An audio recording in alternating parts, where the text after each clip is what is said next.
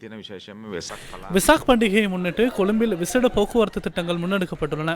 கொழும்பு நகரில் 5 விசேட விசாக் வலயங்கள் தெரிவு செய்யப்பட்டுள்ளன.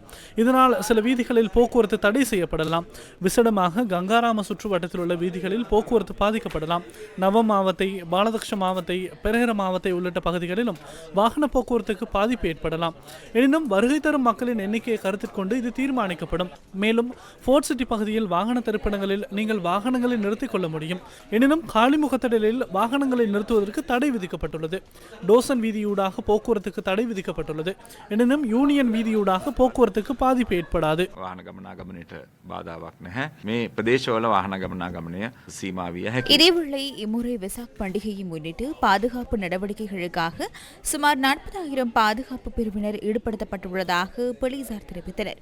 புலனாய்வு அதிகாரிகளும் கடமையில் ஈடுபடுத்தப்பட்டுள்ளதாக போலீஸ் ஊடக பேச்சாளர் பிரதி போலீஸ் மா அதிபர் சட்டத்தரணிகள் தல்துவு குறிப்பிட்டார். විශේෂයෙන්ම පොලිස් නිලධාරීන් வெசாக் பண்டிகையை முன்னிட்டு நாடளாவிய ரீதியில் 18,000க்கும் அதிகமான போலீசார் பாதுகாப்பு கடமைகளில் அமர்த்தப்பட்டுள்ளனர். விசேடமாக போலீஸ் மாதிபரின் ஆலோசனைக்கமைய இலங்கையின் முதற் தடவையாக பிரஜா போலீஸ் பிரிவில் உள்ள 20,000க்கும் அதிகமான உறுப்பினர்கள் பாதுகாப்பு கடமைகளில் ஈடுபடுத்தப்பட்டுள்ளனர். කරණය වීමට 20000කට වැඩි ප්‍රජා පොලිස් කමිටු සමාජිකින් සංඛ්‍යාවක් සම්බන්ධ